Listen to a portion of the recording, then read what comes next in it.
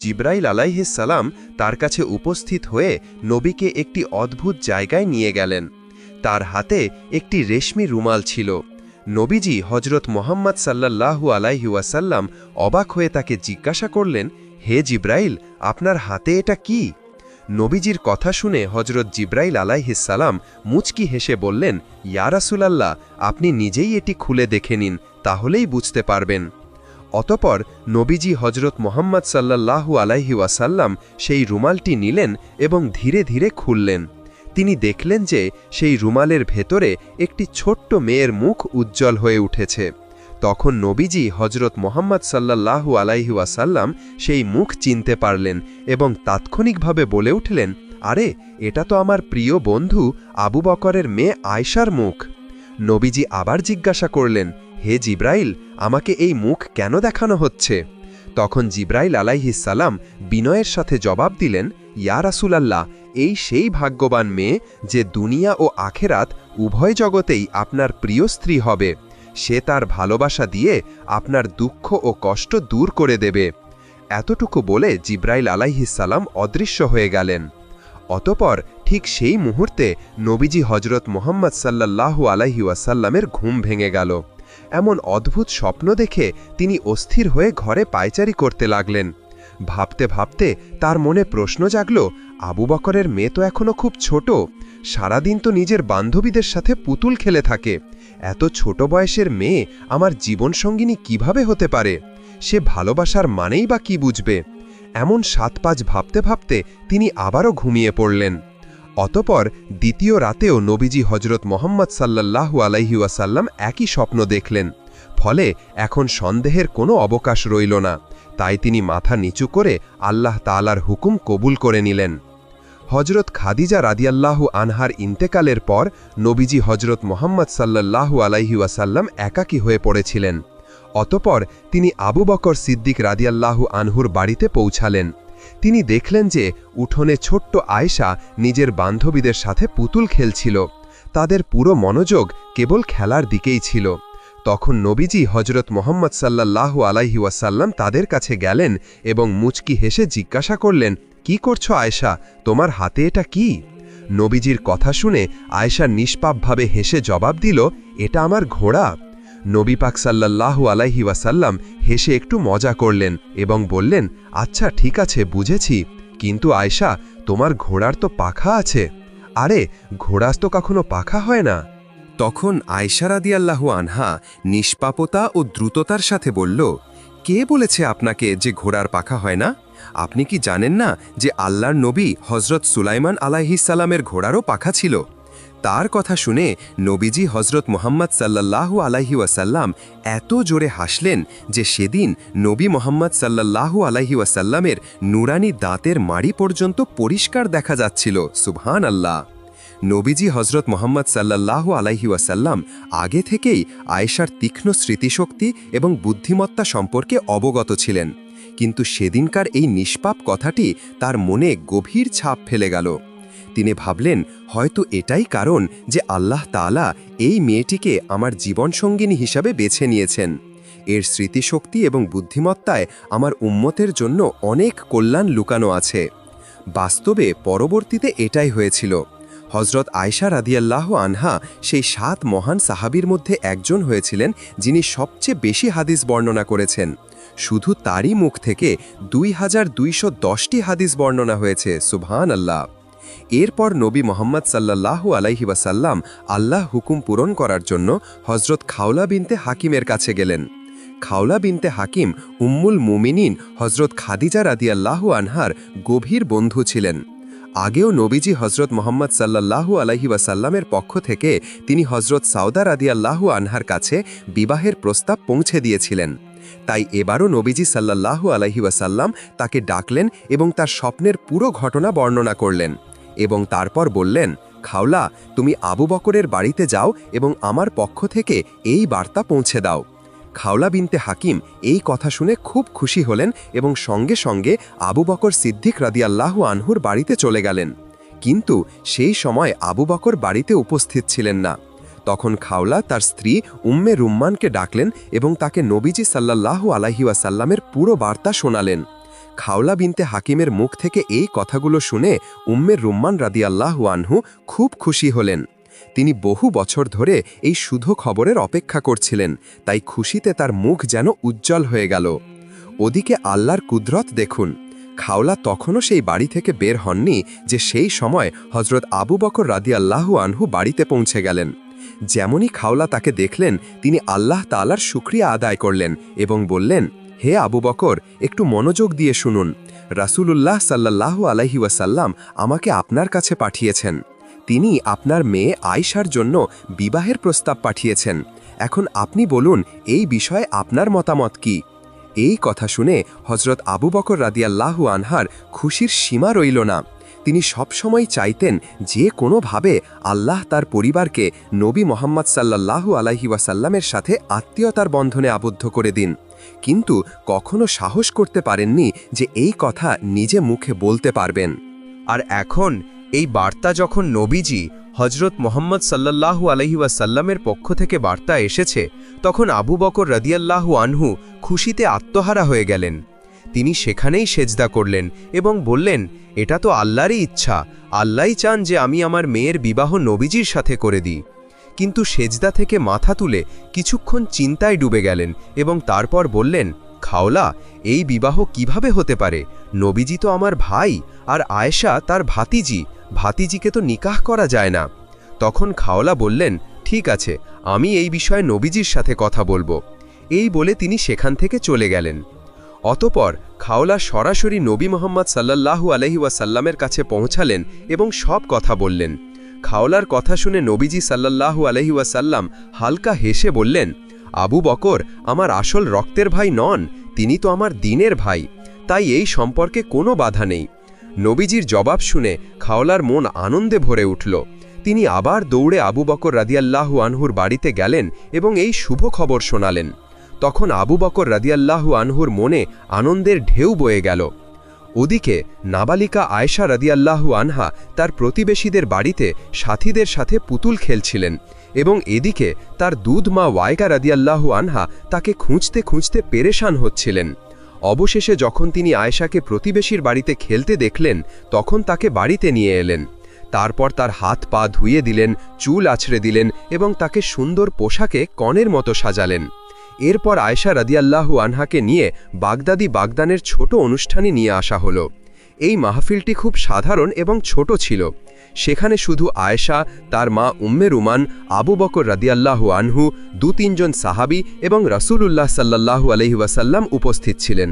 সুবহানাল্লাহ। অতপর বিবাহের সময় হজরত আবু বকর রাদিয়াল্লাহু আনহু নিজেই খুতবা পড়লেন এবং ৫০০ দিরহাম মোহর ধার্য করলেন। এর সাথেই বিবাহ সম্পন্ন হল। এটি ছিল দুনিয়ার সবচেয়ে মহান মানুষ রাহমাতুল আলামিন নবী পাক রাসূলুল্লাহ সাল্লাল্লাহু আলাইহি ওয়াসাল্লামের নিকাহ। এরপর রাসূলুল্লাহ মক্কার পবিত্র ভূমিতে দ্বীনের দাওয়াত দিতে ব্যস্ত হয়ে পড়লেন, আর নাবালিকা আয়েশা রাদিয়াল্লাহু আনহা তার মা বাবার কাছেই প্রতিবেশীর সখীদের সাথে পুতুল খেলছিলেন, কারণ তার বয়স কম ছিল, তিনি খুব দুষ্টুও ছিলেন। উম্মে রুমান কখনো কখনো তাকে বকা দিতেন, কিন্তু আয়েশা শুনতেনই না। একদিন আয়েশা এত গোলমাল করলেন যে উম্মে রুমান রাগে বকা দিতে শুরু করলেন। তখন আয়েশা কাঁদতে কাঁদতে দরজার চৌখাট ধরে মুখ ফুলিয়ে দাঁড়িয়েছিলেন। ঠিক তখনই নবী মুহাম্মদ সাল্লাল্লাহু আলাইহি ওয়াসাল্লাম সেখানে এসে পৌঁছালেন। তিনি উম্মে রুমানকে বললেন, আমি আপনাকে বলেছিলাম না যে আয়েশাকে কিছু বলবেন না, কিন্তু আপনি আমার কথা মানেননি। এই কথা শুনে উম্মে রুমান হতাশ হয়ে গেলেন এবং বললেন, ইয়া রাসূল, সে তো আমার কোনো কথাই মানে না এবং আমি কিছু বললে সরাসরি নিজের আব্বাকে অভিযোগ করে দেয়। তার কথা শুনে নবীজি হজরত মুহাম্মদ সাল্লাল্লাহু আলাইহি ওয়াসাল্লাম হাসলেন এবং বললেন, সে যাই করুক, আপনি শুধু আমার জন্য আয়েশাকে কিছু বলবেন না, তাকে তার নিষ্পাপতায় থাকতে দিন। ওদিকে কুরাইশরা নবুয়াতের পর থেকেই মুসলমানদের ওপর জুলুম করছিল। 12 বছর পেরিয়ে গেল এবং তাদের অত্যাচার দিন দিন বাড়তেই থাকল। কাফের কুরাইশরা এমন ষড়যন্ত্র করতে লাগল যে নবীজি রাসূল সাল্লাল্লাহু আলাইহি ওয়াসাল্লামকে শহীদ করে দেবে। এরই মধ্যে মদিনার লোকেরা নবী মুহাম্মদ সাল্লাল্লাহু আলাইহি ওয়াসাল্লামকে তাদের শহরে ডাকল। তারা ওয়াদা করল, ইয়া রাসূল, আপনি মদিনায় চলে আসুন, আমরা আপনাকে এবং সকল মুসলমানকে পূর্ণ নিরাপত্তা দেব এবং ইসলামকে কবুল করব। গোপনভাবে মদিনার লোকদের সাথে এই বাইয়াত ওয়াদা পূর্ণ হল। এরপর নবীজি হজরত মোহাম্মদ সাল্লাল্লাহু আলাইহি ওয়াসাল্লাম সাহাবীদেরকে নির্দেশ দিলেন, তোমরা চুপচাপ দুজন দুজন করে মদিনার দিকে চলে যাও, যাতে কুরাইশরা জানতে না পারে। কিন্তু এর পরেও অনেক সাহাবী লুকিয়ে লুকিয়ে হিজরত করে গেলেন। এখন নবী মোহাম্মদ সাল্লাল্লাহু আলাইহি ওয়াসাল্লাম মদিনায় যাওয়ার পাক্কা ইরাদা করে নিলেন। শুধু আল্লাহ তাআলার নির্দেশের অপেক্ষা ছিল। একদিন দুপুরে হঠাৎ নবীজি হজরত মোহাম্মদ সাল্লাল্লাহু আলাইহি ওয়াসাল্লাম আবু বকর রাদিয়াল্লাহু আনহুর বাড়িতে এসে পৌঁছালেন। নবীজিকে এই সময় দেখে আবু বকর ভয় পেয়ে গেলেন এবং বললেন, ইয়া রাসূল, আমার মনে হচ্ছে কোনো বিশেষ খবর আছে। তখন নবীজি সাল্লাল্লাহু আলাইহি ওয়াসাল্লামই বললেন, হে আবু বকর, আমাকে আল্লাহর পক্ষ থেকে অনুমতি মিলেছে যে আমি মক্কা ছেড়ে মদিনায় হিজরত করি। এই কথা শুনে আবু বকর রাদিয়াল্লাহু আনহু উৎসুক হয়ে বললেন, ইয়া রাসূল, আমি কি আপনার সফরের সাথী হওয়ার সুযোগ পাব? তখন নবীজি হেসে জবাব দিলেন, হ্যাঁ আবু বকর, এই সফরে তুমি আমার সাথী থাকবে। এই কথা শোনা মাত্রই আবু বকর রাদিয়াল্লাহু আনহুর চোখ থেকে অশ্রু বয়ে গেল। আনন্দে কাঁদতে কাঁদতে তিনি বললেন, আলহামদুলিল্লাহ, এর চেয়ে বড় নেয়ামত আর কি হতে পারে যে আমি আমার নবীর হামসফর হব। ইয়া রাসূল, আমার মা বাবা আপনার ওপর কুরবান হোক। যেদিন আপনি হিজরতের ইচ্ছা প্রকাশ করেছিলেন সেদিন আমি 2টি উট কিনে তাদের যত্ন নিতে শুরু করেছিলাম। এই কথা শুনে নবী মোহাম্মদ সাল্লাল্লাহু আলাইহি ওয়াসাল্লামের মুখে খুশি ফুটে উঠল। তিনি আবু বকরের বাড়িতে বসলেন এবং সন্ধ্যার অপেক্ষা করতে লাগলেন। এদিকে হজরত আবু বকর রাদিয়াল্লাহু আনহু সফরের সমস্ত প্রস্তুতি নিতে লাগলেন। কিন্তু অন্যদিকে গোপন খবর পাওয়া গেল যে আবু জাহেল সহ সমস্ত কুরাইশ সর্দাররা একত্রিত হয়ে একটি ভয়ানক ষড়যন্ত্র করছে। মোহাম্মদ সাল্লাল্লাহু আলাইহি ওয়াসাল্লামকে এই দুনিয়া থেকে মুছে দিতে হবে।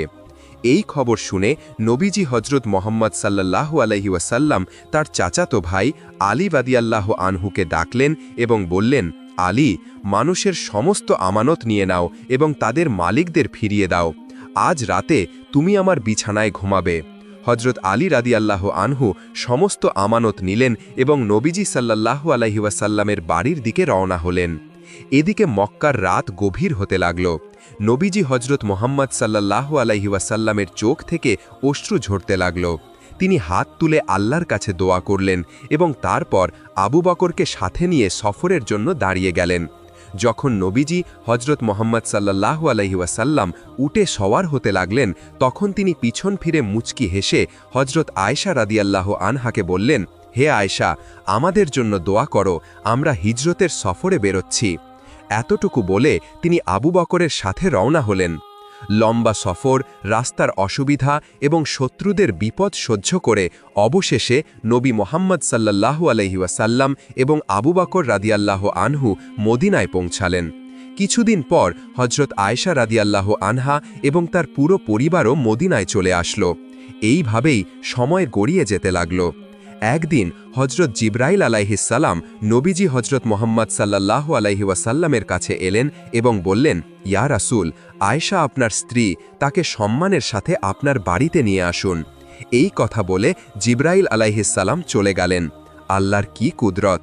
পরের দিনই আবু বকর রাদিয়াল্লাহু আনহু নিজে নবীজি সাল্লাল্লাহু আলাইহি ওয়াসাল্লামের কাছে এলেন এবং বললেন, ইয়া রাসূল, আপনি আপনার স্ত্রীকে বাড়িতে কেন আনছেন না? তখন নবীজি হজরত মোহাম্মদ সাল্লাল্লাহু আলাইহি ওয়াসাল্লাম একটু সংকোচে পড়লেন এবং ধীরে ধীরে বললেন, হে আবু বকর, আমি ভাবছি আসলে আমার কাছে এখনও পুরো মোহর নেই। এই কথা শুনে আবু বকর রাদিয়াল্লাহু আনহু অনুমতি নিলেন এবং বাড়ির দিকে রওনা হলেন।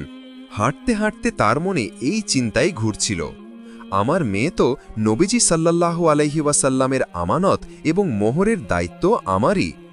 আবু বকর রাদিয়াল্লাহু আনহু ভাবতে লাগলেন, যদি এখন নবীজি সাল্লাল্লাহু আলাইহি ওয়াসাল্লামকে খুশি করে দিই তাহলে এটা কত চমৎকার কাজ হবে। এই ভেবে তিনি বাড়ি গেলেন এবং সেখান থেকে 500 দিরহাম বের করে আনলেন। তারপর নবী মোহাম্মদ সাল্লাল্লাহু আলাইহি ওয়াসাল্লামের কাছে গিয়ে বললেন, ইয়া রাসূল, এটা আমার উপহার। ফলে নবীজি সাল্লাল্লাহু আলাইহি ওয়াসাল্লাম তার উপহার গ্রহণ করলেন এবং সেই অর্থকেই হজরত আয়েশা রাদিয়াল্লাহু আনহার মোহর বানিয়ে দিলেন। এইভাবে তার মোহর আদায় করা হল। সেই সময় আয়েশা রাদিয়াল্লাহু আনহার বয়স ছিল মাত্র 9 বছর। এখন আল্লাহর হুকুমে নবীজি হজরত মোহাম্মদ সাল্লাল্লাহু আলাইহি ওয়াসাল্লাম তার স্ত্রী আয়েশা রাদিয়াল্লাহু আনহাকে নিজের বাড়িতে আনার সিদ্ধান্ত নিলেন। একটি ছোট অনুষ্ঠান হল, তাতে সাহাবায়ে কেরাম এবং আবু বকর রাদিয়াল্লাহু আনহু পরিবার অন্তর্ভুক্ত ছিল। এই উপলক্ষে আয়েশা রাদিয়াল্লাহু আনহাকে নবীজি সাল্লাল্লাহু আলাইহি ওয়াসাল্লাম নিজের বাড়িতে নিয়ে এলেন। এখান থেকেই তার বিবাহিত জীবন শুরু হল। কিতাবগুলিতে সেই ঘরের উল্লেখ আছে যেখানে নবীজি হজরত মোহাম্মদ সাল্লাল্লাহু আলাইহি ওয়াসাল্লাম এবং আয়েশা রাদিয়াল্লাহু আনহা থাকতেন। সেটি একটি ছোট ঘর ছিল। দেওয়ালগুলি মাটির তৈরি, ছাদ খেজুরের পাতা এবং ডালপালা দিয়ে তৈরি ছিল। বৃষ্টির জল ভিতরে না পড়ে তার জন্য ওপরে এক ধরনের কাপড়ের পর্দা দেওয়া হয়েছিল। এটাই ছিল হজরত আয়েশা রাদিয়াল্লাহু আনহার ঘর। পরবর্তীতে হজরত আয়েশা রাদিয়াল্লাহু আনহা নিজেই বলেন, আমাদের জীবন এত সাধারণ ছিল যে বাড়িতে প্রদীপ জ্বালানোর জন্য তেল পর্যন্ত ছিল না। অনেক সময় পুরো মাস এভাবেই কেটে যেত, কিন্তু প্রদীপ জ্বালানোরও সুবিধা ছিল না। আমরা তো চাঁদনি রাতে থাকতাম এবং কখনো অমাবস্যার ঘোর অন্ধকারে। তিনি আরও বলেন, তেল তো আমাদের কাছে রান্নার জন্য ছিল না, তাহলে প্রদীপের জন্য কোথা থেকে আসবে? যদি কখনো সামান্য কিছু জলপাই তেল থাকতো, আমরা সেটা রান্নায় ব্যবহার করতাম। এইভাবে মাসের পর মাস কেটে যেত। যদি কোনো সাহাবী থেকে কোনো উপহার আসতো, তাহলে সেটাই আমাদের একবেলার খাবার হয়ে যেত। উপহারও কি, কখনো 2-4টি খেজুর, কখনো 1 বাটি দুধ, কখনো 2টি রুটি, কিন্তু ভালোবাসার অভাব কখনো হয়নি। হজরত আয়েশা রাদিয়াল্লাহু আনহা বলেন, খাবার অল্প হলেও আমরা দুজনেই একসাথে বসে খেতাম। অন্ধকারে যখন আমরা খাওয়া শুরু করতাম, তখন অনেক সময় একই লোকমার ওপর আমাদের দুজনের হাত একসাথে পড়ে যেত। হজরত আয়েশা রাদিয়াল্লাহু আনহা বলেন, আমরা দুজনেই ভাগ করে খেতাম। কখনো যদি মাংসের খাবার থাকত এবং আমি হাড় চিবিয়ে নিতাম, তাহলে নবী মোহাম্মদ সাল্লাল্লাহু আলাইহি ওয়াসাল্লাম সেই হাড়টি তুলে সেই জায়গা থেকে চিবাতেন যেখানে আমার দাঁত লেগে থাকত। তারপর তিনি বলেন, যদি আমি কোনো পেয়ালা থেকে পানি পান করতাম, তাহলে নবীজি সাল্লাল্লাহু আলাইহি ওয়াসাল্লাম সেই পেয়ালাটি সেই জায়গা থেকে নিজের ঠোঁট লাগিয়ে পানি পান করতেন যেখান থেকে আমি পান করতাম। সুবহানাল্লাহ। এভাবেই নবী মোহাম্মদ সাল্লাল্লাহু আলাইহি ওয়াসাল্লাম এবং আয়েশা রাদিয়াল্লাহু আনহা জীবন অত্যন্ত ভালোবাসা এবং খুশিতে ভরা ছিল। হ্যাঁ, তাদের ছোট একটি ঘর ছিল। তাতে না তো কোনো দামি জিনিস ছিল, না কোনো জমকালো সাজসজ্জা, কিন্তু সেই ঘরে ভালোবাসা এবং শান্তি এত ছিল যে মনে হতো যেন জান্নাতের কোনো টুকরা সেখানেই নেমে এসেছে। ইয়া আল্লাহ, আমাদের প্রতিটি ঘরে এমন ভালোবাসা এবং শান্তি দান করুন, আমিন। তো বন্ধুরা, এই ছিল আমাদের আজকের এই ভিডিও। কেমন লাগলো কমেন্ট করে